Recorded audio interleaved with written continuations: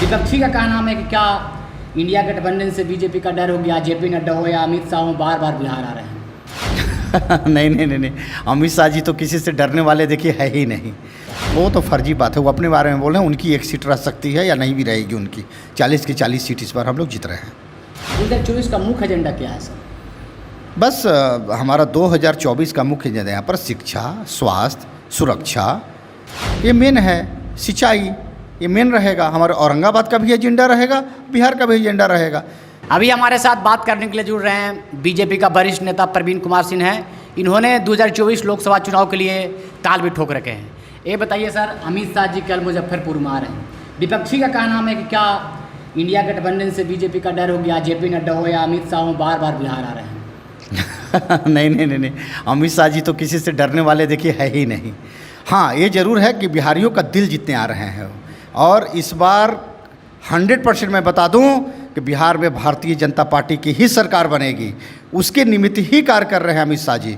यहाँ जो जाति पाति में लोग बांटने की कोशिश कर रहे हैं, वो मैसेज देने आ रहे हैं कि सब हिंदू, सारे हिंदू हम लोग एक साथ हैं और दिल जीतेंगे और बिहार में हम लोग अपनी सरकार बनाएंगे। 1-2 दिन पहले 1,25,000 टीचर का नियुक्ति बांटा गया। उसमें तेजस्वी यादव जी ने बोले थे कि हम लोग कलम बांट रहे हैं और बीजेपी की तरफ से तलवार बांटा जा रहा है। हाँ, अब तो चुनाव नज़दीक जैसे जैसे आएगा वो कुछ कुछ ऐसे ऐसे करेंगे, लेकिन अब झांसे में यहाँ की जनता नहीं आने वाली है। वो सबको मालूम है कि सब झांसा है और रेवड़ियाँ बांटी जा रही हैं, टॉफ़ियाँ बांटी जा रही हैं। इससे कोई फ़र्क नहीं पड़ता है। बीजेपी की तरफ से तमाम तरह के मुद्दा उठ रहा है सर। ये बताइए कि बीजेपी की राज है और प्याज का रेट कहाँ चले गया? विपक्ष की तरफ से बार बार पेट्रोल का महंगाई कहाँ चले गया? देखिए, आप जो एक तो पेट्रोल का सबसे पहले बता दूं कि वो ग्लोबलाइज ही होती है। ग्लोबल पूरे वर्ल्ड के ऊपर जो क्रूड ऑयल है उसके ऊपर पेट्रोल डीजल का जो भी होता है उसके ऊपर प्राइसेस होती है। यही सरकार है कि कंट्रोल रखे हुए है, नहीं तो 100 पार रहता। अगर इंडिया की सरकार होती ना तो 100 पार रहता, डीजल की रेट 100 पार रहता। प्याज का भी, और प्याज का देखिए ये भी है क्षणिक कुछ महीनों के लिए। जब प्याज का सीजन आता है, प्याज जब तक मार्केट में नई वाली नहीं आती है तो कुछ समय के लिए, महीने 2 महीने के लिए हर साल महंगी होती है। महंगा हुआ है, जैसी प्याज नई आ जाएगी सस्ती हो जाएगी।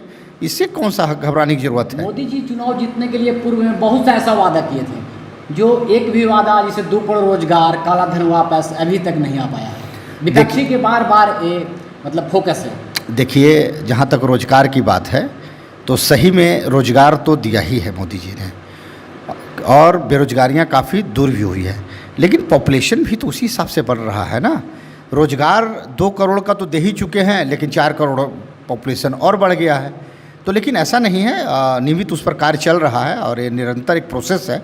जिस प्रोसेस से इतना विकास हो रहा है तो रोजगार नहीं कैसे हुआ? एक सरकारी नौकरी ही करना रोजगार नहीं होता है। आज प्राइवेट में कितने लोग नौकरियां कर रहे हैं? सिर्फ इंफ्रास्ट्रक्चर में देखिए ना, आज 74 लाख किलोमीटर रोड नेटवर्क हमारा हो गया। ऐसी थोड़ी ना हो गया बिना रोजगार का। आदमी लोग ही तो काम करवा रहे हैं उसको, तो इसलिए काम में लग रहे हैं। इंफ्रास्ट्रक्चर में इतना काम चल रहा है, हर सेक्टर में काम चल रहा है।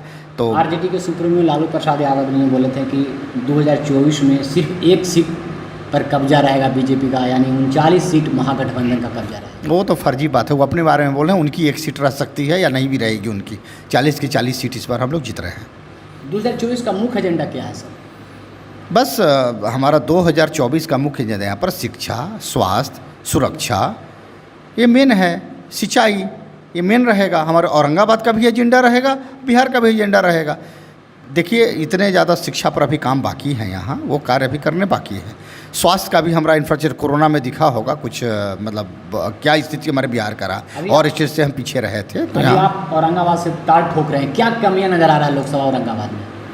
देखिए, बहुत कमियां हैं। जो पूरे बिहार में कमियां हैं वो कमियां यहाँ हैं, चूँकि सरकार हमारी यहाँ पर रही नहीं है। कभी तो सरकार रही नहीं। 30 साल से तो इन्हीं लोग दोनों भाइयों का सरकार है, नीतीश जी या लालू जी, इन्हीं दोनों का सरकार रहा हुआ है। तो पहले तो खाली क्राइम ही क्राइम था, फिर से क्राइम यहाँ बढ़ गया हुआ है।